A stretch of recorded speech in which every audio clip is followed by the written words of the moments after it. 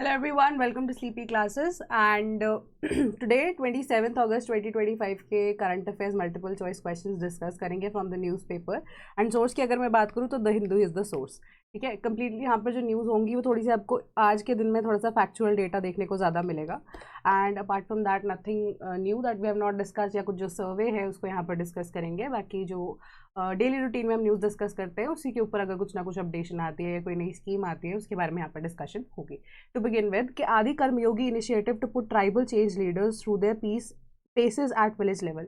तो यहाँ पे ना आदि कर्मयोगी इनिशिएटिव जो है इसका आइडिया इसी चीज़ से डिराइव हुआ कि जो नीति आयोग है, इवन की जो गवर्नमेंट है, उन्होंने ये चीज़ सोची कि सिंस अब जो हमारे पास आदिवासी हैं या जो ट्राइबल लोग हैं उनके पास क्या स्कीम्स की पहुँच नहीं हो पा रही है क्या, या फिर जो स्कीम्स हैं क्या वो एडिक्वेट नंबर में नहीं है क्या।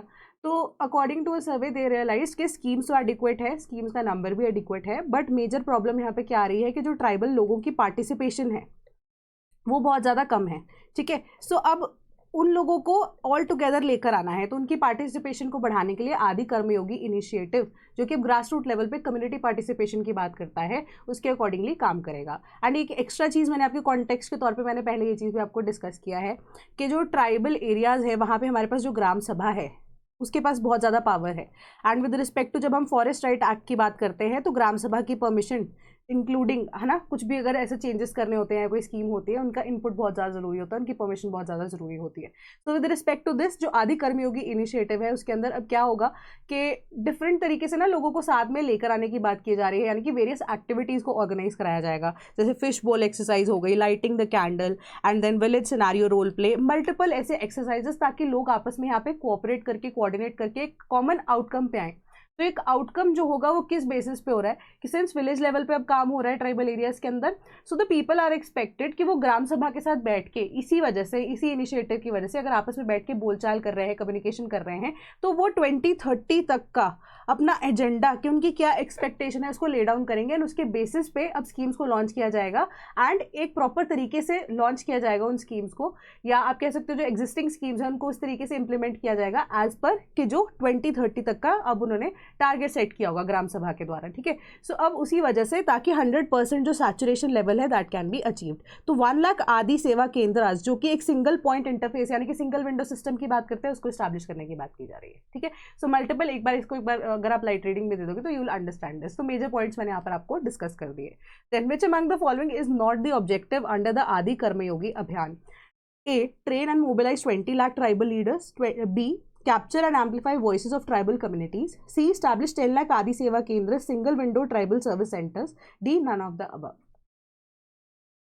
करेक्ट आंसर क्या है यहाँ पे? मैंने ऑब्वियसली आपको जस्ट अभी रीड करके बताया, तो ये 10 लाख नहीं है, 1 लाख की है ना। तो 1 लाख यहाँ पे आदि सेवा केंद्र जो कि सिंगल विंडो सिस्टम की तरह एक्ट करेंगे, ट्राइबल सेंटर्स की तरह एक्ट करेंगे, उनको स्टैब्लिश करना है। तो मेजरली आपको आदि कर्मयोगी अभियान के बारे में सारी डिटेल्स यहाँ पर दी गई हैं, एक बार इसको पढ़ लेना। ठीक है, तो PDF जब भी अपलोड होगी उसके अकॉर्डिंगली आप यहाँ देख सकते हैं। Then center finalizes national designated authority to kickstart carbon markets. तो कार्बन मार्केट्स के लिए हमारे पास कार्बन क्रेडिट्स वाला जो सिस्टम है, ठीक है, उसको इस्टेब्लिश करने की बात की जा रही है। सो अब हमारे पास मेजरली अगर हम एनवायरनमेंट की रिगार्डिंग बात करते हैं तो पेरिस एग्रीमेंट जो है हमेशा से पिक्चर में आता है एंड मेजरली यहाँ पर हमने क्या डिसाइड किया था पेरिस एग्रीमेंट के द्वारा, जो कि 2015 में यहाँ पर बनाया गया था कि अब एक टारगेट हर एक नेशन को सेट करना है। ये चीज़ डिसाइड हुई थी कि किस तरीके से वो अपनी कार्बन न्यूट्रलिटी की तरफ या कार्बन फुटप्रिंट कितना ज़्यादा कम कर सकते हैं टाइमली, है ना। तो एक टारगेट को अचीव किया गया एंड मेजरली सारी नेशंस का 2070 तक मैक्सिमम टारगेट यहाँ पे अचीव्ड है। डिफरेंट नेशंस का डिफरेंट एरियाज में डिफरेंट टारगेट है, बट मैक्सिमम 2070 तक प्री इंडस्ट्रियल लेवल तक हमें क्या लेके जाना है, अपने पोल्यूशन लेवल्स को एंड टेम्परेचर लेवल्स को, है ना। तो 1.5 degree Celsius pre industrial level तक।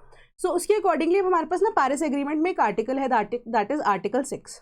ठीक है, एंड आर्टिकल 6 के सर्टन सब पॉइंट्स भी है, बट मेजरली अगर हम आर्टिकल 6 की बात करें तो वो कार्बन मार्केट्स की बात करता है, ठीक है, या कार्बन क्रेडिट्स की बात करता है ऑल टुगेदर। ठीक है, कि उनको कैसे सेल परचेज होनी चाहिए, तो देयर वर सर्टन वेग थिंग्स मेंशन्ड इन दैट। तो उसके बाद उसके ऊपर क्लैरिटी जब हुई, क्लैरिटी कब हुई, 29th edition of the COP in Baku Azerbaijan in 2024। तो उसके अलावा यहाँ पर उसके थ्रू अब जो यहाँ पर अगर आपको मिल गई क्लैरिटी तो उसके बेसिस पे बोला गया कि अब आपको एक NDA बनानी है।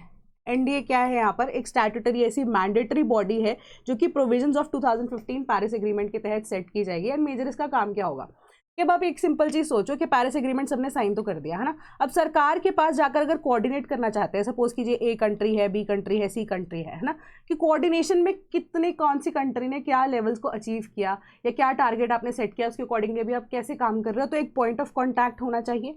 तो ये पॉइंट ऑफ कॉन्टैक्ट है ये मैंडेटरी अथॉरिटी, ठीक है, जो कि 21 मेंबर कमिटी होगी headed by secretary of the environment ministry. Representatives जो हैं ऑफिशियल्स हैं मिनिस्ट्री ऑफ एक्सटर्नल अफेयर्स से, steel and renewable energy and NITI Aayog इसके अंदर होगी, ठीक है। सो मेजर आइडिया यही है कि आपने जो भी, फॉर एग्जांपल इंडिया के केस में उन्होंने बोला कि कमिटमेंट क्या है कि जीडीपीज एमिशन, ठीक है, हमारे जो कार्बन फुटप्रिंट की बात कर रहे हैं, all together green house gases के एमिशंस की बात कर रहे हैं, ठीक है, इंटेंसिटी बाय 45% हम बाय 2030 करना चाहते हैं, फ्रॉम 2005 लेवल्स कम करना चाहते हैं, अचीव करना चाहते हैं 50% power capacity with respect to electricity from non renewable forces, या आप कह सकते हो non fossil fuel sources by 2030, and एक additional carbon sink equivalent to 2.5.3 या से 3 billion tons of carbon dioxide by 2030। तो ये इंडिया के अभी लॉन्ग टर्म तो नहीं, शॉर्ट टर्म गोल्स ही है ना, लॉन्ग टर्म गोल्स तो बाय 2070 तक है। तो ये जो लॉन्ग टर्म गोल्स है वो एक्चुअली में, या शॉर्ट टर्म गोल्स हैं कि ये अचीव भी हो रहे हैं या इसमें रीएडजस्टमेंट की अगर रिक्वायरमेंट है, तो NITI Aayog since planning commission ये है ना, वो तो सब अगर इसके अंदर इंक्लूड हो रहे हैं तो रीअसेस कर सकते हो आप सिचुएशंस को, कि ये कमिटी जो है अब पेरिस एग्रीमेंट के तहत जितनी भी अथॉरिटीज है उनको भी इन्फॉर्म कर सकती है, एंड ऑल टुगेदर अगर गवर्नमेंट की पॉलिसीज में कुछ चेंजेस रिक्वायर्ड है उसको भी यहाँ पे मॉनिटर करके अकॉर्डिंगली चेंजेस किया जा सकता है कि एक्चुअली में जो टारगेट्स है वो सीरियस तरीके से अचीव कर पाएंगे या नहीं, ठीक है। अब सवाल देखते हैं, consider the following कि carbon credit is a tradable permit or certificate. Second, carbon credit is based on the cap and trade model that was used to reduce sulfur pollution in 1990s. Which of the statements above is or are correct? इसका correct answer है option number सी, दोनों की दोनों। तो carbon credit का मैंने आपको एक चीज़ बताई थी कि सपोज ए कंट्री है या ए कंपनी है ना, उसके पास टारगेट है कि आपको 10% इस टाइम पे अपना जो कार्बन फुटप्रिंट है वो कम करना है।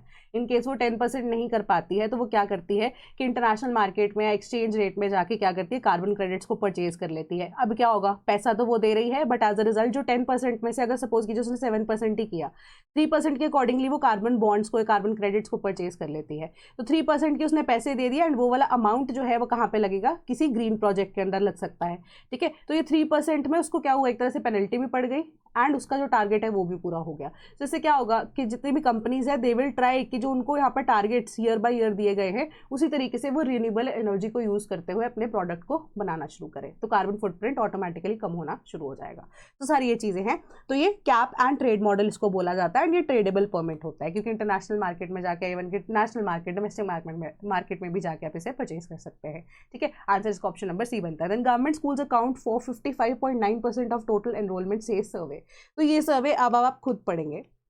मेजर पॉइंटर्स क्या है मैं आपको वो बता देती हूँ कि जो स्टूडेंट्स हैं वो प्राइवेट या non government schools across India अगर जो एनरोल होते हैं, they end up paying nearly 9 times more school fees than those enrol in a government school. कि मेजरली जो 55.9% ऑफ द टोटल एनरोलमेंट्स अगर हम कंट्री के अंदर देख रहे हैं इस टाइम पे वो गवर्नमेंट स्कूल्स में हो रही है। क्यों? क्योंकि जो प्राइवेट स्कूल्स की पढ़ाई है वो बहुत ज़्यादा महंगी है एंड जो प्राइवेट स्कूल्स हैं जिसमें बच्चे एनरोल्ड हैं तो उनके पेरेंट्स अप्रॉक्सीमेटली 9% ज़्यादा, 9% नहीं सॉरी 9 times ज़्यादा फीस भरते हैं as compared to government schools, ठीक है। ये चीज आपको यहाँ पर बताएगी कि 1/3 of all the students across the education boards opt for private coaching in addition to classes by taken in the school. कि प्राइवेट कोचिंग में भी यहाँ पर बच्चे जो है एनरोल होते ही होते हैं, ठीक है, अप्रोक्सीमेटली 1/3। देन एवरेज जो पर स्टूडेंट एक्सपेंडिचर देखा जाता है हाउस होल्ड जो करती है वो स्कूल एजुकेशन की ड्यूरिंग द करंट ईयर 2025-2026 देखे तो nearly 2863 rupees for a government school and that is equivalent to approximately 25,000 rupees in a non-government school। तो इससे 9 times हम बोल रहे हैं ना फीस ज़्यादा भर रहे हैं तो वही डेटा आपको यहाँ पर बता रहा है। और नियरली 1/3 ऑफ द स्टूडेंट्स जो है दैट इज 27% वो प्राइवेट कोचिंग ले रहे हैं during the current academic year and ये ट्रेंड जो है अर्बन एरियाज के अंदर बहुत ज़्यादा कॉमन है as compared to rural areas. So approximately आपको ये चीज़ें बताई गई। तो एंड ये जो डेटा है एनएसओ ने जो लिया है देन फर्दर उसने ये बोला कि हमने हाउस होल्ड एक्सपेंडिचर को यहाँ पर असेस करते हुए सारी चीज़ें देखी हैं। तो यहाँ पर मेजर सी चीज़ें आपको बताई गई है, उसको आप एक बार गो थ्रू कर सकते हो, कुछ ज़्यादा यहाँ पर रटने वाली चीज़ नहीं है, बस थोड़े से ट्रेंड्स हैं उसको देख लेना। सवाल क्या है कि 1/3 of the students across education boards opt for private coaching in addition to classes in school. ये शायद मैं अभी आपको बता चुकी हूँ। कि एवरेज एक्सपेंडिचर एक कोर्स फी के ऊपर इन अर्बन एरियाज वो एस्टिमेटेड है कि अप्रॉक्सीमेटली 2 लाख रुपए आती है, वेराज वो सेम जो फीस है वो 23-24 हज़ार रुपए रह जाती है रूरल एरियाज के अंदर। तो विच of the statements above is or are correct? तो इसका करेक्ट आंसर हमारे पास क्या बनता है यहाँ पे? ऑप्शन नंबर सी, दोनों की दोनों स्टेटमेंट सही है। तो आपको एक तरह से डेटा है जो आप कोट कर सकते हो मेजरली अगर आप एजुकेशन से रिलेटेड कोई एस्से लिख रहे हो, मेंस का आपको कुछ आ जाता है पूछने के लिए, है ना। 2026 की मेंस की तैयारी भी अब आप करेंगे, या मे बी अभी जैसे जिनके ऑप्शनल्स का पेपर है, एंथ्रो हो गए, सोशो वाले हो गए, वो इस डेटा को यहाँ पर कोट करके बता सकते हैं एजुकेशन से रिलेटेड अगर कुछ पूछा जाए, है ना, कि क्या है ये चेंजेस का रीजन क्या है। अगर आपको असेस करने के लिए बोला जाए तो you can very well right this article का कुछ कुछ पॉइंटर्स, है ना। तो आप रेफरेंस यहाँ पर दे सकते हो। सवाल इसका आंसर नंबर सी है, ऑप्शन नंबर सी है। Then bill to remove ministers facing charges will test government strength in house. तो वो क्या रीजन है इसके पीछे का? अब हमने बोला था कि 2-3 चीजों में यहाँ पे चेंजेस आने हैं, जिसमें से बेसिकली हमने बोला था कि 130th कॉन्स्टिट्यूशनल अमेंडमेंट बिल भी पास होना है। तो कॉन्स्टिट्यूशनल अमेंडमेंट होती है तो स्पेशल मेजोरिटी की रिक्वायरमेंट होती है, ठीक है। स्पेशल मेजोरिटी में प्रेजेंट एंड वोटिंग की यहाँ पे बात की जा रही है, तो ये स्पेशल मेजोरिटी की रिक्वायरमेंट रहती है। तो अपार्ट फ्रॉम दैट अगर हम देखें यहाँ पर जो करंट गवर्नमेंट है उनके पास उतनी मेजोरिटी नहीं है जितनी रिक्वायर्ड है एज कंपेयर टू के जितने में ये बिल पास होगा, जितने नंबर ऑफ मेंबर्स में ये बिल पास होगा, ठीक है। तो विद रिस्पेक्ट टू दैट यहाँ पर अब जो डिफरेंट पॉलिटिकल पार्टीज का क्या क्या स्टांस है, कुछ का न्यूट्रल भी है। रूलिंग पार्टी ऑब्वियसली जिसने बिल प्रेजेंट किया वो पास कराना चाहती है, बट उनके पास यहाँ पर टोटल आप कह सकते हो कि मेजोरिटी नहीं है इन दिस केस। बाकी जो हमारे पास पॉलिटिकल पार्टीज है वो अपोज भी कर रही हैं। तो यही चीज़ आपको बताई गई है, but with respect to UPSC या स्टेट पीएससी एस्पिरेंट हमने यहाँ पर सिर्फ और सिर्फ मेजोरिटीज़ के बारे में बात करनी है, एंड कॉन्स्टिट्यूशनल अमेंडमेंट्स के बारे में हम यहाँ पर देखेंगे। बाकी हमारा कुछ पॉलिटिकल सिनारियो से लेना देना नहीं है। कि which among the following does not require a simple majority, ठीक है, to pass a money bill, national emergency, financial emergency या प्रेसिडेंट्स रूल? करेक्ट आंसर क्या है? सिंपल मेजोरिटी किस चीज़ में रिक्वायर्ड नहीं रहती हमारे पास? नेशनल इमरजेंसी के केस में यहाँ पे सिंपल मेजोरिटी नहीं चाहिए होती, हमें चाहिए होती है यहाँ पे स्पेशल मेजोरिटी, ठीक है। बाकी तीनों सिनारियोज में अगर हम देखें तो सिंपल मेजोरिटी से काम चल जाता है, ठीक है। प्रेसिडेंट का रूल होना हो, फाइनेंशियल इमरजेंसी की बात हो, या to pass a money bill, तो सिंपल मेजोरिटी की यहाँ पर रिक्वायरमेंट रहती है। करेक्ट आंसर इसका ऑप्शन नंबर बी है। Then Quad talks will be on agenda when Modi meets Japan PM this week. तो आपको क्वाड के बारे में पता होना चाहिए। जैसे स्क्वाड मैंने आपको लास्ट टाइम बताया था, क्वाड में कौन से मेंबर्स हैं? 4 कंट्रीज हैं। कौन सी 4 कंट्रीज हैं? तो अब इसके अंदर सिंस यूएसए भी मेंबर है, इंडिया भी मेंबर है, ऑस्ट्रेलिया मेंबर है, जापान मेंबर है, 4 नेशन यहाँ पे मेंबर्स हैं। तो क्या हो सकता है कि क्वाड टॉक्स में अब सिंस यूएसए ने इंडिया के ऊपर यहाँ पे 50% टैरिफ रेट लगा दिया, जिसमें 25% हम देख रहे हैं कि टैरिफ डील का पार्ट था, बाकी 25% इंडिया ने एज अ क्या कह सकते हो, सैंक्शन ही कह सकते हो, या एज अ पेनल्टी लगा सकते हो कि इंडिया के ऊपर लगी है कि हमने इंपोर्ट किया है ऑयल फ्रॉम रशिया, ठीक है। इरिस्पेक्टिव ऑफ द फैक्ट कि USA was the one who propose India के रशिया से हमें क्रूड ऑयल लेना चाहिए, ठीक है। बट चलो वो चीज़ें बात की अलग है। तो यहाँ पर यही देखना है आने वाले टाइम में कि सिंस अभी SCO, Shanghai cooperation Organisation, then Quad, and specifically अगर हम देखें कि तो जापान के साथ दोनों पीएम्स की यहाँ पर मीटिंग होनी है विद रिस्पेक्ट टू दैट, अगर हम देखें, ठीक है। तो प्राइम मिनिस्टर्स की मीटिंग आपस में होनी है। मेजरली यहाँ पर अभी तक जो है चीज़ें हो सकती है कि क्वाड वाली सिचुएशन में टैरिफ्स के बारे में बात की जा सकती है, या एससीओ में अगर हम देखें तो क्या वहाँ पे टेररिज्म को लेकर, since Pakistan is a part of SCO, ठीक है, मेंबर ऑफ एससीओ, कि क्या वहाँ पर चाइना या कोई और नेशन क्रॉस बॉर्डर टेररिज्म की बात करता है नहीं करता है, इसके ऊपर यहाँ पर सवाल उठ सकता है कि वो अहम रहेगा अगर कोई मुद्दा इस चीज़ को उठाता है। क्वाड के केस में क्या हम टैरिफ्स को लेकर क्या जापान या कोई और नेशन या इंडिया बात करता है या नहीं, उसके ऊपर यहाँ पर मुद्दा जो है वो आने वाले टाइम में देखने को मिलेगा, ठीक है। तो जापान के पीएम के साथ अभी तक हमें जो इन्फॉर्मेशन पक्का न्यूज़पेपर आर्टिकल के अकॉर्डिंगली मिली है कि वो होगा E10 कोचेज को लेकर। E10 कोचेज को हमने ऑलरेडी डिस्कस किया था कि वो बुलेट ट्रेन के कोचेज हैं। E5 मिलना था इंडिया को, बट वो डिले हो गया, तो इस वजह से अब जापान इज सेइंग कि हम आपको E10 कोचेज ही देंगे जो कि बुलेट ट्रेन के कोचेज होंगे, and simultaneously India and Japan में ये कमीशन किए जाएंगे, ठीक है। सो अब उसके ऊपर डील होगी कि बाय 2030 इंडिया को ट्रांसफर कर दिया जाए Mumbai Ahmedabad high speed train या बुलेट ट्रेन प्रोजेक्ट के लिए, ठीक है। या कोऑपरेशन की बात करें, economic security, semiconductor technology, cooperation, artificial intelligence discuss करना है, स्पेस एंड डिफेंस कोऑपरेशन को, ताकि working on promoting peace, stability, prosperity and development in the Indo Pacific region. Sorry. तो इन चीज़ों के यहाँ पर डिस्कशन होना बहुत ज़रूरी है कि हो सकता है आने वाले टाइम में या जब भी ये मीटिंग होती है इसके ऊपर ये डिस्कशन हो जाए, ठीक है। बाकी अभी एससीओ के बारे में, क्वाड के बारे में हमें सारी चीज़ें पता होनी चाहिए। तो क्वेश्चन देखते हैं। कंसिडर द फॉलोइंग कि India is not a member of the Shanghai cooperation organisation. Second, New York is the headquarters of Quad. Which of the statements above is or are correct? तो इसका करेक्ट आंसर हमारे पास क्या आता है? Option number B आता है ना। India जो है मेंबर तो नहीं है एससीओ का, ठीक है। तभी तो अगर आपको ये न्यूज़ का आर्टिकल पढ़ा होगा आपने कि एससीओ का अगर हम स्पेसिफिकली बात करते हैं तो इंडिया को इन्विटेशन भी नहीं आया था बहुत टाइम से। सो इंडिया टेम्पररी यहाँ पे परमानेंट मेंबर्स का भी पार्ट नहीं है, चाहे शंघाई का पार्ट, शंघाई 5 जो है नेशन जिन्होंने एस्टैब्लिश किया उसका पार्ट नहीं है। बट अगर हम यहाँ पे क्वाड के हेडक्वार्टर्स की बात करें तो क्वाड का कोई हेडक्वार्टर ही एग्जिस्ट नहीं करता। 4 नेशन जिसका पार्ट है, तो ये एनुअली यहाँ पे समिट्स या आप कह सकते हो कि 2 साल में एक बार समिट्स को यहाँ पर ऑर्गेनाइज करते हैं डिफरेंट नेशंस के अंदर, जो 4 मेंबर्स हैं इसके। तो उसके अकॉर्डिंग यहाँ पे हेडक्वार्टर्स की कोई रिक्वायरमेंट नहीं होती, आपस में मीटिंग्स करके डिसीजन हो जाते हैं, ठीक है। तो हमारे पास जो शंघाई कोऑपरेशन ऑर्गेनाइजेशन का जो है 10 मेंबर नेशंस की जब हम बात कर रहे हैं, चाइना एंड इंडिया जो एक तरह से बेसिकली आप मान सकते हो कि मेंबर बनता है, बट इनविटेशन के बेसिस पे यहाँ पर है ना। तो यहाँ पर अगर आप लिखिए कि स्टेटमेंट अगर मैं थोड़ा सा चेंज कर दूँ, नॉट अ फाउंडिंग मेंबर यहाँ पे कर देते हैं, ठीक है। Not a founding member was the exact statement that was required, ठीक है। तो अभी करंटली अगर हम देखें, Iran, Kazakhstan, Kyrgyzstan, Pakistan, Russia, Tajikistan, Uzbekistan and Belarus, तो ये इनके नेशंस हैं। And with respect to that New York जो है हेडक्वार्टर्स यहाँ पर नहीं है, क्वाड का कोई हेडक्वार्टर नहीं है। Then Kuttiyadi coconut in line for GI tag, तो ये जीआई टैग के लिए इसके अंदर स्पेशलिटी क्या है? हाई यील्डिंग वेराइटी है जो कि अब 5 साल के अंदर विद इन प्लांटिंग जो है आपको यील्ड देना शुरू कर देता है। टू स्ट्रॉन्ग है as compared to other varieties, resist करता है ड्रॉट लाइट सिचुएशन को। Then life expectancy of more than 100 years है यहाँ पर। लार्जर है, हैवियर है with the kernel and thicker है ओवर अदर वेराइटीज, एंड ज़्यादा से ज़्यादा ऑयल यहाँ पर प्रोड्यूस करता है। अब सोर्सिंग जो है सीडलिंग्स एंड सैपलिंग्स की कुटियाडी की हर साल डिस्ट्रीब्यूट की जाती है अक्रॉस द स्टेट, बट यहाँ पे सेंट्रल गवर्नमेंट या स्टेट गवर्नमेंट को कोई इंटरफेरेंस नहीं है।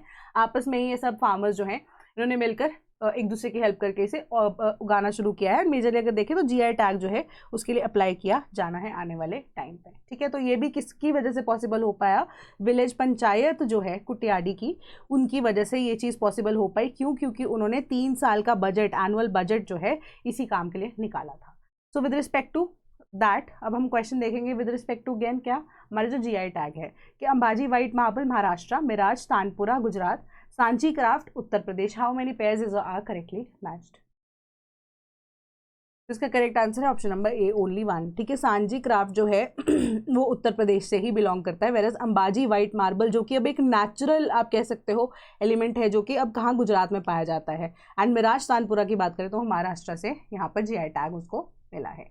Then Supreme Court asked why judiciary can't review inaction of governors of bill on bills. So अब यहाँ पर ना जो चीफ जस्टिस ऑफ इंडिया उन्होंने ये बोला कि अगर जुडिशियल रिव्यू की हम बात कर रहे हैं विद रिस्पेक्ट टू गवर्नर या प्रेसिडेंट, ठीक है, वो वेरियस केसेस में हम देखते हैं कि हो जाता है, तो वही अगर डिसीजन आर्टिकल 356 जो कि एक इमरजेंसी की बात करता है या प्रेसिडेंट रूल की बात करता है इन अ स्टेट, अगर वो अंडर जुडिशियल रिव्यू का परव्यू है तो व्हाई नॉट आर्टिकल 200, ठीक है।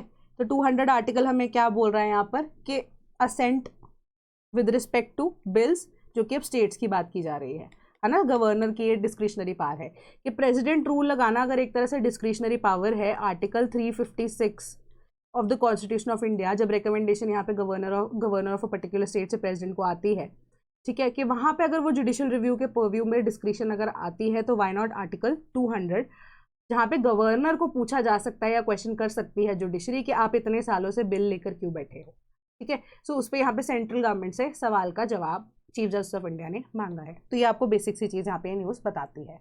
विद रिस्पेक्ट टू दैट हमारा क्वेश्चन क्या है? Which among the following is not a ground for judicial review? A proportionality, B procedural propriety, C legitimate expectation, D proportionality. Proportionality की जगह यहाँ पे लिख दीजिए none of the above,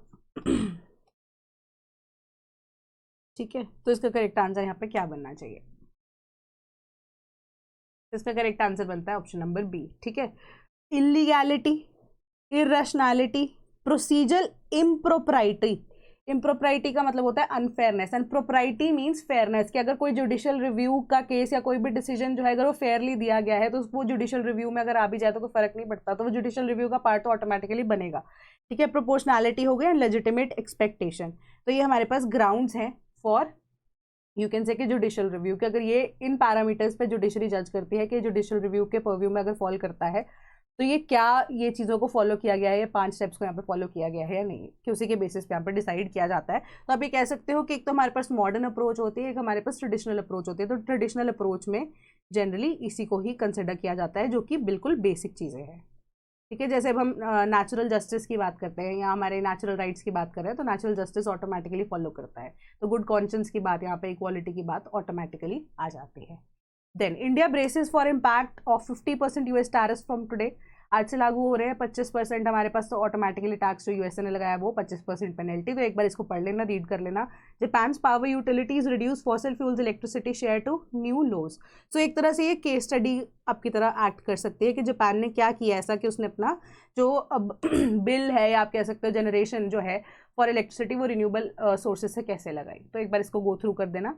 then US bids to trump China in struggle to secure DRC's Congo's critical minerals, कि Congo के अंदर critical minerals आ रहे हैं, तो उसको लेकर यहाँ पर अब इशू क्या है, एंड वाई कॉन्गो की गवर्नमेंट वेंट टू यूएसए कि वो यहाँ से एक्सट्रैक्ट करे क्रिटिकल मिनरल्स को। ठीक है, तो अब ये डेवलपिंग या अंडर डेवलप्ड नेशन है हमारे पास, कॉन्गो उसकी डेवलपमेंट के लिए कितना ज़्यादा रोल इंपॉर्टेंट यहाँ पर प्ले करेगा, एंड वाई ओनली यूएसए, है ना। तो एक बार इसको भी लाइट रीडिंग दे देना। With respect to that, in case if you're preparing for UPSC, we have an ongoing batch for you. So you can check the details in the description box. Same goes for test series. कोई भी doubt होता है तो आप मुझे comment box में बता सकते हैं. That is all from my side today. Thank you so much.